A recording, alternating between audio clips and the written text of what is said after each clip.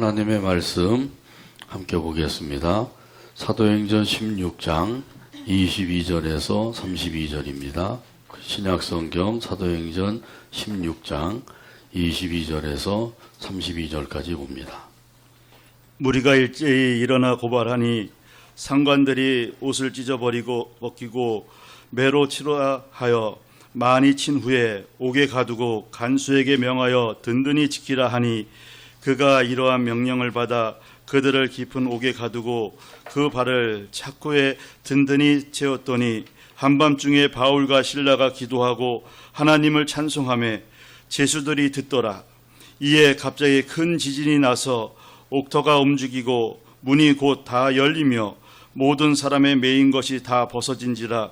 간수가 자다가 깨어 옥문들이 열린 것을 보고 제수들이 도망한 줄 생각하고 칼을 빼어 자결하려 하거늘 바울이 크게 소리질러 이르되 내 몸을 상하지 말라.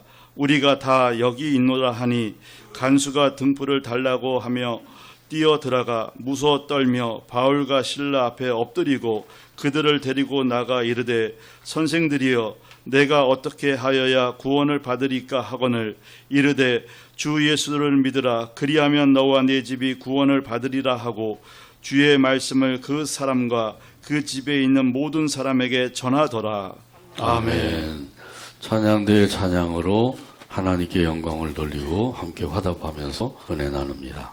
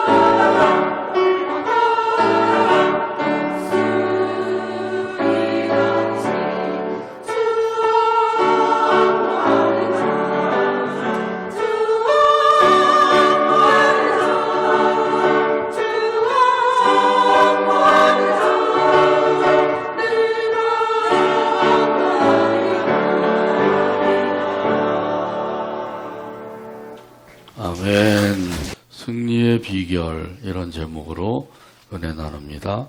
같이 한번 따라서 하죠. 승리의 비결. 마틴 루터가 종교 개혁 운동을 할 때에 동역자 한 사람이 있었습니다. 필립 멜랑크톤이라고 하는 사람입니다. 이 사람은 마틴 루터보다 15살 아래였습니다. 나이 차이가 많이 났지만은 매우 가까운 친구였습니다. 얼마나 가까운 친구였는지 이 두 사람이 죽은 후에도 비텐베르그 교회 안에 있는 그 무덤에 합장을 했다고 합니다. 이렇게 하게 된 것은 두 사람의 유언을 받들어서 하게 된 것이죠. 마틴 루터가 행동주의자라고 하면 이 멜랑크톤이라고 하는 사람은 이론적인 학자였습니다. 그래서 루터는 종교개혁을 하다가 때로는 좌절하기도 하고 포기하고 싶은 때도 있었습니다. 그러나 이 멜랑크톤은 그 매우 신중한 사람이었습니다. 그래서 힘들어하는 루터에게 용기를 주었다고 합니다. 당신이 그 성경에서 발견한 진리가 진리라고 한다고 하면 그 진리는 반드시 승리할 것을 믿어야 합니다. 이렇게 이야기하면서 용기를 준 것이에요. 그런 편지를 쓸 때나 또 만나서 이야기를 할 때 항상 그 성경 한 구절로 격려를 해 주었다고 합니다. 그런즉 이 일에 대하여 우리가 무슨 말 하리요? 만일 하나님이 우리를 위하시면 누가 우리를 대적하리요? 이 말씀으로 격려를 해 준 것이에요. 우리가 반드시 승리할 것이라고 하는 그것은 하나님의 주권을 믿기 때문이라고 하는 사실입니다. 하나님께서는 절대 주권을 가지고 계획을 세우셨어요. 그리고 그 계획은 그 승리의 계획이라고 하는 사실입니다. 이런 사실을 믿는 사람은 그 반드시 승리하게 될 것입니다. 오늘 본문에 보게 되면 사도 바울과 실라가 빌립보에 가서 선교를 하다가 처음에는 출발이 매우 좋았습니다. 그래서 어디 좀 기도처가 있는가 살펴보는데 여인들이 있는 것을 만나게 된 것이죠. 그들에게 복음을 전했는데 그때 하나님께서는 루디아의 마음을 열어서 복음을 받아서 믿게 하셔 주셨습니다. 그리고 점치는 귀신 들린 여종이 계속해서 따라다니면서 외쳤어요. 이 사람들은 지극히 높은 하나님의 종으로서 구원의 길을 너희에게 전하는 자다. 이렇게 외치는데 하루 이틀만 아니라 여러 날 외치게 된 것이에요. 이 점치는 귀신 들린 여종이 이렇게 따라다니면서 외치는 소리를 들을 때 사도 바울의 마음이 매우 안타깝고 괴로웠습니다. 예수님을 믿고 믿음으로 외치면은 얼마나 좋겠어요. 근데 그런 것이 아니라 귀신에게 사로잡혀서 제정신으로 하는 것이 아니라 정신없이 이렇게 외치고 다니는 것이기 때문이죠. 그래서 이 바울이 그 귀신을 쫓아내어 주었습니다. 예수 그리스도의 이름으로 내가 네게 명하노니 그에게서 나오라 명령을 내릴 때 귀신이 즉시로 나가게 된 것이죠. 점치는 귀신이 쫓겨나가게 되니까 더 이상 이 여종이 점을 칠 수가 없게 되었어요. 이 여종 덕택에 그 여러 사람들이 잘 먹고 살게 되었던 것이죠. 그런데 이제는 돈줄이 끊어지게 된 거예요. 그러자 돈줄이 끊어지게 된 그 사람들이 바울과 실라를 붙잡아서 관리에게 끌고 갔습니다. 끌고 가서 고발을 하게 된 거죠. 이 사람들이 우리가 받아들일 수도 없는 이상한 풍습을 전합니다. 그러니까 이 관리가 물어보지도 않고 재판도 하지 아니하고 마구 폭력을 행하게 된 거예요. 이런 사실은 오늘 본문 22절에 있습니다. 무리가 일제히 일어나 고발하니 상관들이 옷을 찢어벗기고 매로 치라 하여. 아멘. 사람들이 바울과 실라를 끌고 가서 고발하게 된 것이죠. 이 관리가 명령을 내렸어요. 이놈들을 옷을 벗기고 매우 쳐라. 그러니까 군병들이 달려들어서 그들의 옷을 찢어벗기고 그리고는 채찍으로 매우 치게 된 것이죠. 벌거벗은 채로 매를 맞았으니까 온몸이 피투성이가 된 것이죠. 참으로 어처구니 없는 일을 당하게 된 거예요. 이때의 그 참혹한 일을 생각하면서 훗날에 이야기한 것이 있어요. 데살로니가전서 2장 2절에서 말씀합니다. 너희가 아는 바와 같이 우리가 먼저 빌립보에서 고난과 능욕을 당하였으나 우리 하나님을 힘입어 많은 싸움 중에 하나님의 복음을 너희에게 전하였노라. 아멘. 빌립보에서 고난과 능욕을 당했다. 그렇게 말씀하고 있죠. 고난과 능욕을 당했다고 말씀하고 있어요. 사람 대접을 받지 못한 거예요. 마치 개돼지 취급을 받게 된 것이죠. 우리가 물어보지도 않고 재판도 하지 아니하고 그저 끌어다가 때리고 옥에 가두고 이렇게 한 것이잖아요. 이렇게 때릴 뿐만 아니라 결국 감옥에 가두게 된 거예요. 이런 사실은 오늘 본문 23절과 24절에 기록되어 있습니다. 많이 친 후에 옥에 가두고 간수에게 명하여 든든히 지키라 하니 그가 이러한 명령을 받아 그들을 깊은 옥에 가두고 그 발을 착고에 든든히 채웠더니 아멘. 그 당시에 감옥은 세 종류가 있었다고 합니다. 첫 번째 감옥은 보통 감옥인데 이 감옥은 지상에 있는 감옥이에요. 그래서 햇볕도 쬐일 수가 있고 또 외부로부터 면회로 오는 사람들 만날 수도 있는 것이죠. 바울이 로마 감옥에 갇힐 때는 바로 이런 감옥에 있었던 거예요.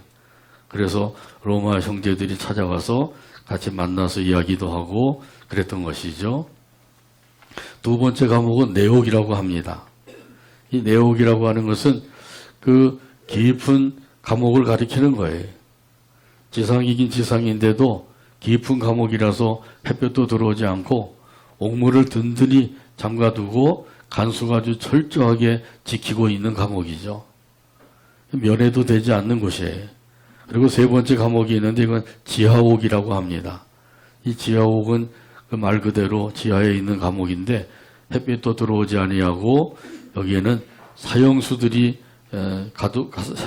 가두고 있는 그런 감옥을 가리키는 것이죠. 이 세 가지 중에서 사도 바울과 이 신라가 두 번째 감옥이 내옥이라 그랬죠. 이 내옥에 갇혔을 것이다. 대체적으로 그렇게 이야기하고 있어요. 쇠고랑에 채워서 그리고 벽에다가 고정을 시켜 놓았어요. 그러니까 꼼짝도 못하게 만든 것이죠. 착고에 채웠다고 하는 것이 바로 그런 의미예요.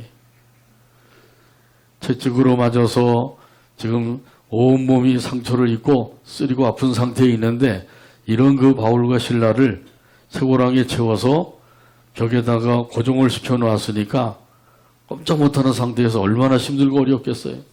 상처는 쓰리고 아프고 꼼짝 못하니까 더군다나 그 고통이 이루 말할 수가 없는 것이죠. 지금 바울과 신라가 이런 일을 당하게 되었는데 무슨 죄를 지어서 이런 일을 당하고 있는 게 아니죠.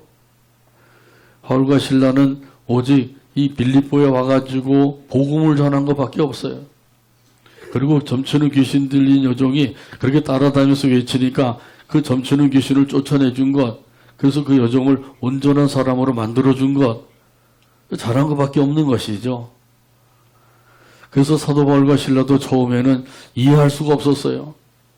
도대체 하나님의 뜻대로 내가 이 빌립보에 왔고 그리고 이곳에 와서 복음을 전했는데 이런 복음을 전한 나에게 왜 이런 일들이 닥쳐왔는가 처음에는 이해할 수가 없었던 것이죠. 그래서 감옥에 갇혀 있다가 한밤중이 돼가지고 어렴풋하게 하나님의 뜻을 찾게 된 거예요. 여러 시간 동안 하나님의 뜻을 알지 못해서 힘들어하고 있었던 것이죠. 그러나 시간이 흘러가니까 어렴풋이 하나님의 뜻을 알고 그래서 그 정신을 차리게 되고 하나님을 생각하게 되고 우리가 이렇게 있을 것이 아니라 하나님 앞에 기도를 해야 되지 않겠느냐 이런 마음을 갖게 된 것이죠. 그전에는 기도할 마음도 갖지 못하고 있었던 거예요. 낙심하고 힘들어할 때 하나님을 생각하게 되면 기도할 마음이 생기는 것이죠. 근데 하나님을 생각하지 아니하면 기도할 마음도 없는 거예요. 예수 믿는 사람도 이렇게 되면 아주 큰일 난 거죠. 기도할 마음도 없다. 그러면 아주 힘들고 어려워지는 거죠. 그래서 이 두 사람이 식물 모아서 하나님 앞에 기도하기 시작했어요. 도대체 이 고통 속에 담겨져 있는 하나님의 뜻이 무엇입니까? 하나님의 뜻을 알게 해주세요. 이렇게 하나님 앞에 기도하기 시작한 거예요. 그러면서 이 두 사람은 확실한 믿음을 가지고 있는 사람이기 때문에 내 뜻대로 마옵시고 하나님 아버지의 뜻대로 하옵소서 기도한 거죠. 누구의 기도 같아요? 예수님의 기도와 같은 거죠. 우리 예수님을 닮아서 예수님과 같은 기도를 드리게 되길 바랍니다. 아멘. 그런데 예수님과 같은 기도를 드리지 않았던 사람들은 내 뜻대로 해주세요. 내 뜻대로 안 해주시면 나는 안 섬기겠습니다. 이런 사람들도 있는 거죠. 이건 믿음이 아니에요. 불신앙이에요. 내 뜻대로 마옵시고 아버지의 뜻대로 하옵소서. 이게 바로 믿음의 기도가 되는 거죠. 예수님을 닮은 사람의 삶이 되는 거예요. 이렇게 기도할 때에 성령님께서는 새 힘을 주시는 줄로 믿습니다. 아멘. 그 성령이 주시는 새 힘을 얻게 되면 그 다음에는 찬송이 흘러나오게 되는 거예요. 그래서 사도 바울과 실라가 기도하고 찬송하고 기도하고 찬송하고 이렇게 기도하게 된 것이죠. 찬송을 부르게 된 거예요. 만물이 잠든 고요한 한밤중에 큰 소리로 기도하고 찬송을 불렀다 그러죠. 오늘 본문 25절에서 말씀합니다. 한밤중에 바울과 실라가 기도하고 하나님을 찬송하며 죄수들이 듣더라. 아멘. 승리의 비결은 다른 데 있는 게 아니에요. 기도와 찬송에 있는 줄로 믿습니다. 아멘. 고난을 이길 수 있는 것도 기도와 찬송입니다. 아멘. 시험을 이길 수 있는 것도 기도와 찬송입니다. 아멘. 죄악을 이길 수 있는 것도 기도와 찬송입니다. 아멘. 악한 원수 마귀를 이길 수 있는 것도 기도와 찬송입니다. 아멘. 이런 사실은 야고보서 5장 13절에서도 말씀합니다. 너희 중에 고난 당하는 자가 있느냐 그는 기도할 것이요 즐거워하는 자가 있느냐 그는 찬송할지니라.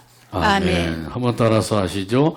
너희 중에 너희 중에 고난 당하는 자가 있느냐 고난 당하는 자가 있느냐 그는 기도할 것이요 그는 기도할 것이요 즐거워하는 자가 있느냐 즐거워하는 자가 있느냐 그는 찬송할지니라. 그는 찬송할지니라. 아멘. 아멘. 이 말씀대로 살게 되기를 바랍니다. 아멘. 이 말씀대로 순종하게 되길 바랍니다. 아멘. 이 말씀에 준행하게 되길 바랍니다. 아멘. 그러면은 믿음 생활에 아무 문제 될 게 없는 거예요. 근데 하나님의 말씀대로 살지 않는 것이 문제예요. 고난당하는 자는 어떻게 하라고요? 기도하라 그러죠. 즐거워하는 자는 어떻게 하라고요? 찬송하래. 이 두 가지만 잘해도 믿음으로 살게 되는 거예요. 그래서 기도와 찬송 이 두 가지가 우리 믿음 생활에 얼마나 중요한 것인지 몰라요. 언제 어디서 무슨 일을 만나든지 우리가 하나님 앞에 더 가까이 나가야 되는데 그 하나님 앞에 더 가까이 나가는 방법이 바로 기도와 찬송입니다. 아멘. 고난당할 때는 무릎으로 나가고 즐거운 일이 있을 때는 찬송의 제사로 나가야 될 줄로 믿습니다. 아멘. 이 말씀대로만 하면 이 말씀대로만 살면 문제될 것이 하나도 없는 거예요. 근데 문제가 생기는 것은 왜 그러느냐? 말씀대로 하지 않기 때문이에요. 내 생각대로 내 뜻대로 내 마음대로 이렇게 하다 보니까 문제가 생기는 거죠. 그 문제는 말씀대로 하지 않는 데 있다고 하는 사실을 깨닫게 되길 바랍니다. 믿음이 있는 사람들은 하나님의 말씀대로 살게 돼요. 근데 믿음이 없는 사람들은 아무리 하나님의 말씀을 들려줘도 말씀대로 하지 않게 되죠. 자기 생각, 자기 뜻, 자기 방법대로 그렇게 할 수밖에 없는 거예요. 고난당할 때 왜 나에게 이런 고난을 주십니까? 그러면서 그 하나님을 멀리하기도 하죠. 이 말씀과는 반대로 나가는 거예요. 또 즐거운 일이 있을 때에는 세상도 살만하구나, 지화자 좋다 이러면서 세상을 가까이 하고 하나님을 멀리하게 되죠. 여러분 어디에 속하시나요? 하나님께 더 가까이 나가는 자인가요? 아니면 세상을 가까이 하는 사람인가요? 하나님께로 더 가까이 나가는 자가 되길 바랍니다. 아멘.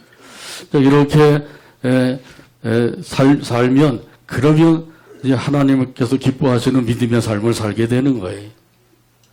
뒤로 물러가게 되면 하나님께서 기뻐하지 아니하신다 그러죠. 뒤로 물러가는 자 하나님이 기뻐하지 아니하신대. 어떤 사람을 기뻐하신다는 거예요? 하나님께 더 가까이 나가는 자. 할렐루야. 히브리서 10장 37절에서 38절 가운데 말씀합니다. 잠깐 후면 오실 이가 오시리니 지체하지 아니하시리라. 나의 의인은 믿음으로 말미암아 살리라. 또한 뒤로 물러가면 내 마음이 그를 기뻐하지 아니하리라. 아멘. 잠깐 후면 누가 오신다고요? 예수님이 오신대요. 예수님이 오실 때가 가까웠어요. 예수님이 오시면 우리가 다 예수님 앞에 서게 되는데 어떠한 모습으로 서게 될 것인가? 그것을 생각하면서 뒤로 물러가면 안 되겠죠? 한 걸음 더 가까이 하나님 앞으로 나가게 되기를 바랍니다. 아멘. 그러면 이런 사람들은 부끄러움을 당하는 것이 아니라 예수님께로부터 칭찬을 받게 될 것이에요. 우리 하나님 앞에 더 가까이 나가는 삶, 이런 삶을 살려면 어떻게 해야 된다고요? 기도하고 찬송하는 일을 게을리하지 말고 계속해야 되는 줄로 믿습니다. 찬송가 435장 1절에 보면 이런 가사가 있어요. 나의 영원하신 기업 생명보다 귀하다. 나의 갈 길 다가도록 나와 동행하소서. 주께로 가까이 주께로 가오니 나의 갈 길 다가도록 나와 동행하소서. 찬송가 435장 1절 가사를 생각하면서 함께 찬양합니다.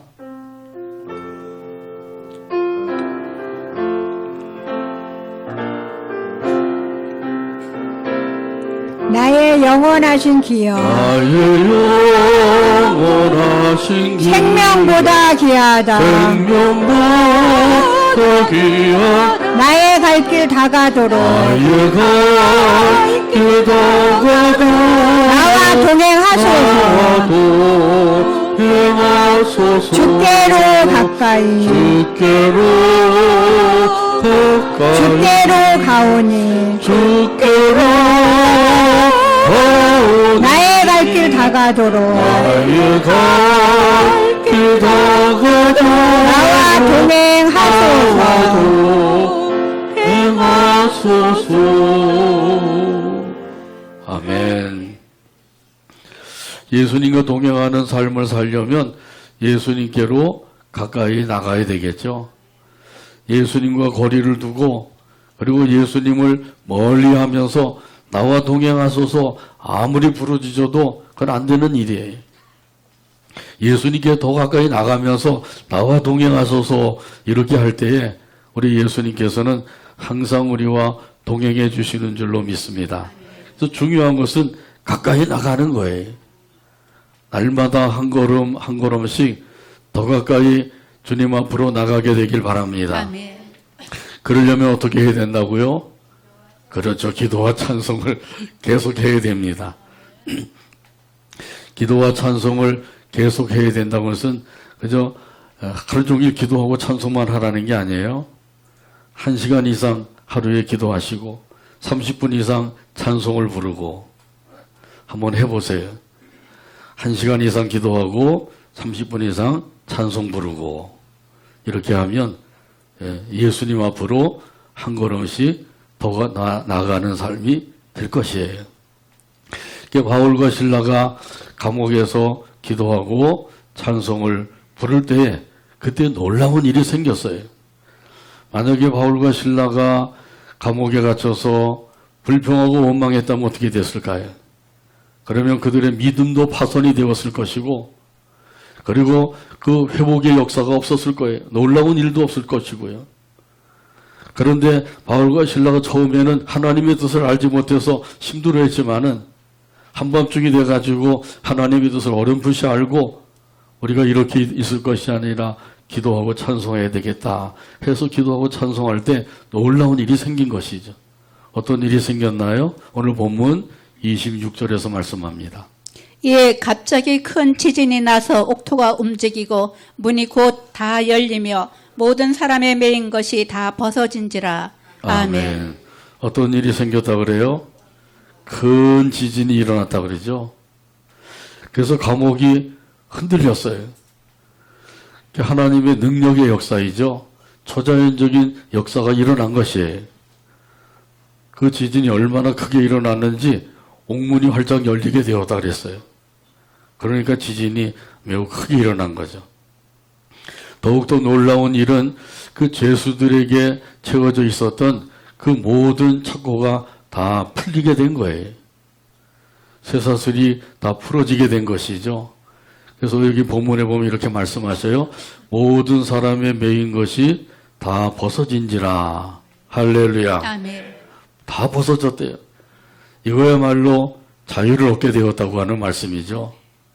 이것이야말로 참된 자유를 주신 거예요. 하나님께서 역사하심으로 완전한 자유를 주신 것이죠. 이렇게 기도하고 찬송할 때 하나님께서 놀라운 역사를 이루신 거예요. 그래서 참된 자유를 얻게 되었고 그 자유를 누리게 된 것이죠. 나 자유 얻었네, 너 자유 얻었네, 우리 자유 얻었네. 나 자유 얻었네, 너 자유 얻었네, 우리 자유 얻었네. 주 말씀하시길 죄사슬 끊겼네, 우리 자유 얻었네. 할렐루야. 아멘. 이 찬송을 한번 집에 가서 불러보시기 바랍니다. 이 기도하고 찬송할 때 죄사슬이 풀려지게 되고 참된 자유를 얻게 된 거예요. 이것이 바로 그 진짜 자유라고 하는 것이죠.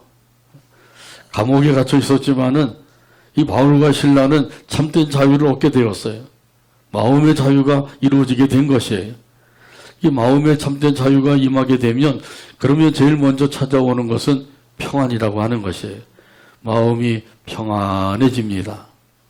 비록 쓰리고 아프고 감옥에 갇혀 있는 상태에 있지만은 자유를 얻게 되니까 마음이 평안해진 것이죠. 환경이 좋아서 마음이 평안해진 것이 아니죠. 주변 환경도 힘들고 어렵고 내 형편도 잘 이루어지지 않고 그런 상태에 있지만은 이 사도 바울과 실라가 평안을 누리고 있었다고 하는 사실이에요. 여러분에게도 하나님께서 이 평안을 주신 줄로 믿습니다. 아멘. 이 평안은 누구에게 주시냐 하면 예수님을 믿는 사람에게 주시는 거예요. 그래서 예수님께서 내가 너에게 평안을 준다고 말씀하시죠. 예수님이 주시는 평안은 세상이 주는 것 같지 않다고 말씀하셨어요. 이 평안함을 누리며 살게 되기를 바랍니다. 아멘. 요한복음 14장 27절에 보면 이런 말씀을 하십니다. 평안을 너희에게 끼치노니 곧 나의 평안을 너희에게 주노라. 내가 너희에게 주는 것은 세상이 주는 것과 같이 아니하니라. 너희는 마음에 근심하지도 말고 두려워하지도 말라. 아멘. 예수님을 믿는 사람에게 이 평안을 주셨어요. 여러분 마음에 이 평안함이 있죠? 평안함이 없습니까? 평안함을 가지고 있으시죠? 아멘. 예. 예수님이 주신 평안을 우리가 받았어요. 예. 믿는 사람이라고 하면 틀림없이 그 평안함을 받은 거예요. 이 평안함이 우리 마음속에 임하게 되면 불평과 원망이 사라지게 됩니다. 그리고 감사와 찬송이 넘치게 되는 거죠. 이 평안함은 한 번 받는 것으로 끝나는 것이 아니에요. 계속해서 잘 지키고 누려야 돼요. 예수님이 주신 평안함을 뺏기지 말아야 되죠. 마귀에게 뺏기는 사람도 있고 또 환경에 빼앗기는 사람도 있고 사람들에게 빼앗기는 사람도 있어요. 근데 이 평안함을 빼앗기지 아니하고 그 평안함을 계속해서 누리며 살려고 하면 어떻게 해야 된다고요? 기도하고 찬송을 계속해야 된다는 사실이에요. 하루에 1시간 이상 기도하시고 30분 이상 찬송을 부르며 살게 되기를 바랍니다. 그러면 이 평안을 계속해서 누릴 수가 있는 거예요. 골로새서 3장 15절에서도 이런 의미에서 말씀하십니다. 그리스도의 평강이 너희 마음을 주장하게 하라. 너희는 평강을 위하여 한 몸으로 부르심을 받았나니 너희는 또한 감사하는 자가 되라. 아멘. 예수님을 믿는 사람에게 그리스도의 평강, 그리스도의 평안을 주신 거예요. 우리가 이 평안함을 이미 받았어요. 그런데 이 평안함을 빼앗기니까 평안이 사라지고 불평, 원망이 가득 차게 되는 거죠. 불평 충만, 원망 충만 이러고 살면 안 되죠. 평강이 충만하게 되기를 바랍니다. 주님이 주신 평안함으로 가득 차게 되기를 바랍니다.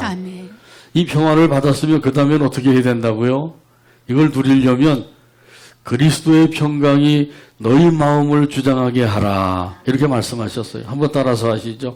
그리스도의 평강이 그리스도의 평강이 너희 마음을 너희 마음을 주장하게 하라. 주장하게 하라. 여기 주장하게 하라고 하는 말은 지배하게 하라, 통제하게 하라 그런 뜻이에요. 그리스도의 평강으로 우리 마음을 지배하게 하라는 거예요. 그렇게 지배하게 하려면 다른 것이 없어요. 기도와 찬송을 계속해야 되는 거죠. 날마다 기도하고 찬송하고 이걸 끊이지 말아야 돼요. 그걸 끊이게 되는 순간 사탄이 틈을 타서 우리에게 주신 이 참된 평안함을 빼앗아 가는 거죠. 그럼 평안함은 사라지고 마음의 불평과 원망만 가득 차게 되는 거예요. 그러다가 보면 결국 어떻게 돼요? 믿음을 저버리게 되고 영원한 지옥 형벌을 받을 수밖에 없게 되는 거예요. 사탄이 원하는 것은 바로 그거죠. 근데 우리 예수님이 원하시는 건 그게 아니에요. 참된 평안함을 누리며 사는 것이에요. 그리스도의 평강으로 너희 마음을 주장하게 하라. 너희 마음을 지배하게 하라. 아멘. 너희 마음을 통제하게 하라. 아멘. 이 말씀대로 살면 되는 거예요. 근데 우리가 하나님의 말씀을 많이 들으면서도 말씀대로 살지 않는 거예요. 들을 때뿐이고 또 잊어버려요. 그러니까 하나님 말씀대로 살지 못하게 되죠. 하나님의 말씀을 꼭 붙잡고 이 말씀을 따라 살아가게 되기를 주님의 이름으로 축복합니다. 아멘. 바울과 신라가 기도하고 찬송할 때 놀라운 일이 일어나게 되었다 그랬죠. 옥문이 활짝 열렸어요. 근데 간수가 졸다가 깨어서 보니까 옥문이 활짝 열려져 있는 거예요. 그 내옥은 햇볕이 들지 않는 아주 캄캄한 곳이라 그랬죠. 그래서 간수가 죄수들이 다 도망가는 줄 알고 자결을 하려고 했어요. 이 간수가 죄수를 놓치게 되면 그 죄수가 받는 형벌을 대신 받아야 돼요. 그러니 차라리 내가 죽는 게 낫다 생각을 해서 자결을 하려고 했는데 그때 이제 바울이 소리를 질렀어요. 내 몸을 상하게 하지 말아라. 우리가 다 여기 있다. 한 사람도 도망간 사람이 없다. 이것은 간수에게 있어서는 기적과 같은 일이에요. 옥문이 활짝 열려 있는데 간수들이 도망가지 않으면 그대로 있다. 이 기적과 같은 일인 거죠. 그래서 바울과 신라 앞에 엎드렸어요. 엎드려서 말을 했죠. 오늘 본문 29절에서 30절에 말씀합니다. 간수가 등불을 달라고 하며 뛰어들어가 무서워 떨며 바울과 신라 앞에 엎드리고 그들을 데리고 나가 이르되 선생들이여 내가 어떻게 하여야 구원을 받으리까 하거늘. 아멘. 이 간수가 바울과 신라를 뭐라고 불러요? 선생들이요. 여기 선생들이라고 하는 말은 헬라어로 퀴리오이, 복수죠. 퀴리오이라. 단수는 퀴리오스. 퀴리오스는 무슨 뜻이에요? 주라고 하는 뜻이죠.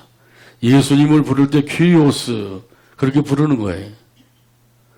아니 간수가 이 바울과 신라를 주님들, 주님이라고 부르고 있는 거죠.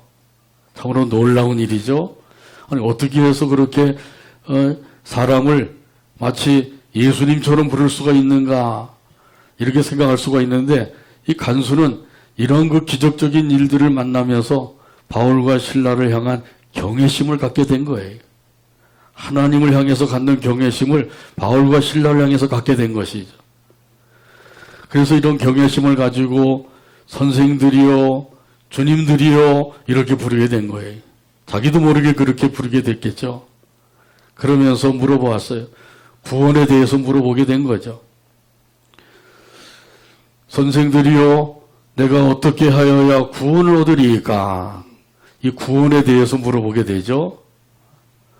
이 간수가 뭐 구원을 받아야 된다 이런 사실을 어떻게 알았을까 이런 생각을 할 수도 있는데 이미 들어서 알고 있는 거예요. 누구를 통해서 알 수가 있었어요? 점치는 귀신 여종을 통해서 알 수가 있었던 거예요. 점치는 귀신 들린 여종이 여러 날 따라다니면서 계속 외쳤잖아요. 이 사람들은 지극히 높은 하나님의 종으로서 구원의 길을 너희에게 전하는 자다. 이렇게 외치는 소리를 간수도 듣게 된 것이죠. 그리고 사도 바울이 그 점치는 귀신을 쫓아내어 주어서 그 여종이 온전한 사람이 되었다고 하는 사실도 알게 된 거예요. 그러니까 이들이야말로 구원의 길을 전하는 자다. 구원의 길을 가르쳐주는 자다. 이 사실을 알고 물어보게 된 것이죠. 여기에 대해서 이제 바울이 대답을 했어요. 오늘 본문 31절에서 말씀합니다.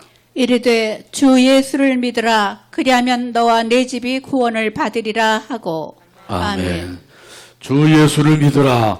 그리하면 너와 내 집이 구원을 얻으리라.